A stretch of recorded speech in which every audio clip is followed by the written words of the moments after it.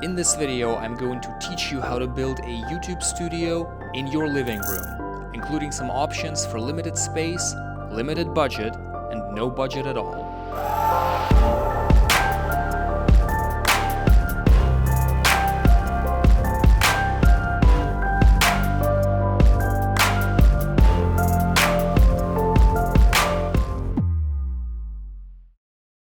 YouTube space. Something every YouTuber needs, and now that I'm apparently also a YouTuber, I needed one too. So if you're like me and for months you've been telling yourself, ooh, I can't do YouTube, I don't have a good enough setup, well guess what, James? You're about to, because I'm going to tell you how I set all of this up, how you can replicate my exact setup, and then I'll give you an option for a lower budget setup and for a zero budget setup. We'll talk about setting up the shot, the lenses, the lights, the audio, all of the stuff you're gonna wanna know. Let's go. Let's start with this particular setup. This is just my desk, right? This is where I do my daily work. There's nothing exciting about it. So I had to make it somehow more interesting in the shot. So I grabbed this IKEA plant. I put some prints of my photos that I took at some point. I put all of my camera gear in the back, which is just there most of the time anyway. Got my rig, I got my Super 8, which actually works and is super sick and I love it. And this was pretty much it. Then all I needed to do is set the shot and light it. Now the camera itself is set at an angle, which works better than what I did last time when I just pointed the camera at the desk and zoomed in a whole bunch. This sort of setup creates a better background separation. And the lens I have is a 24-70 Sigma on my Sony a7S III, and I have it set to exactly 35mm. 35mm is the gold standard of YouTube, and I'm really starting to understand why. And with all of the stuff happening in the background, it doesn't look too empty, which is really good because the light I'm using isn't the most powerful, so I can't just easily darken the background. Speaking of which, there's one thing that matters most when making your shot look clean and pro and sick and awesome, and that's lighting. Now, to replicate my exact setup, you're gonna need 3 lights, but you're really gonna want 4. You wanna go out and get one of these, and one of these. And then if the budget fits, grab one of these. Also get this thing, although maybe not this exact one, any softbox would work. I do recommend something with a honeycomb because it will prevent the light from spilling onto the wall behind you, which gives you better background separation. So you want to put the 60D on one side as your key light, you want to put the f7 on the other side as your fill, you want to throw an MC in the back for some accent, and then if you did end up getting the tube light, just put it anywhere. These things are sick, it doesn't matter where it is in the shot, so long as it's present, it's going to look super cool. Now let's talk about the most important part of your setup.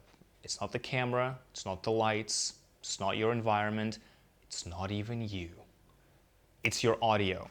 I own like 4 different mics, but one thing I really didn't want to do is to have to set up something above the frame, like have to rig up a shotgun mic up here. I also didn't want to deep throat a condenser mic. So I ended up using this thing, the DJI mic.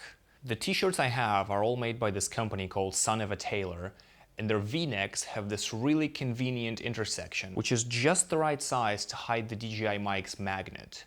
The mic itself then goes under the shirt, and you get a maximum clean setup.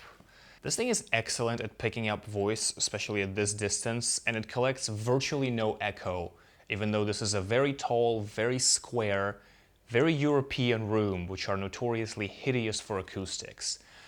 And now you're thinking, okay, cool, awesome, good job, Max. I don't have a desk with stuff to put behind me. All I have is a couch. How do I build my setup with that? Well, the formula stays basically the same, right? The key light on one side, the f7 on the other, some accent color behind you to spice things up, and that should mostly be it. For example, all right, this is the look. It's pretty good, I think. We got the key light, we got the fill, we got the boredom removal light in the back there, and if you can actually afford to toss a tube light back there, this becomes like a real deal frickin' set with just the couch. Like, I would absolutely make videos in this space. But what if you don't have a couch, right? Let's say you just moved into a new apartment. You don't have a desk, you don't have anything to put on the back, but you really want to make YouTube videos. What do? What you do is you go to your local home improvement store with your lunch money, and then you get 3 of these and a couple of these. Now these are vinyl flooring panels. They're like $5 a pop, and what they do is they sort of snap into each other to form this neat sort of seamless texture. And they come in wood, they come in marble, they come in all kinds of fake looks. And if you get 3 of these and then you put them on top of the cardboard, and you got yourself a table. And this is the setup. The only problem for me personally is that I'm way too tall for most tripods to be useful. But for most people, this absolutely works. And if you want to add a splash of color and character, you just grab this IKEA plant for like $5, grab our MC, and then arrange it neatly at the edge of the frame here. And for essentially $30, we've created a pretty neat YouTube space. We got $15 worth of flooring panels, $5 worth of cardboard, and we got a $5 IKEA plant. And at this point, you can be like, what's up guys? Welcome back to the unboxing channel. You get the point. And at this point, you might be thinking, okay, Max, this is all well and cool when you have the lights, but what if I don't have any? What if I can't afford lighting? Then what do? You find the biggest window in your house, close the other ones, and move your cardboard setup to that biggest window at a slight angle. And then you get something like this, which is far from a perfect setup, but if you have absolutely nothing else to work with, I think this is as good as it gets. The only problem is you're basically at the mercy of nature. The point is you should really invest in some lighting as early as possible. But if you got absolutely nothing at the moment and you want a setup that looks like you put some effort into this, I think this is pretty good. And that's it. That's how I would approach setting up and lighting those 3 setups, 3.5 setups. I hope you liked this video. I hope you found something to learn from it. Remember to click all the buttons. YouTube really likes it when you hit the buttons. Thank you for watching, and remember, I'm watching too.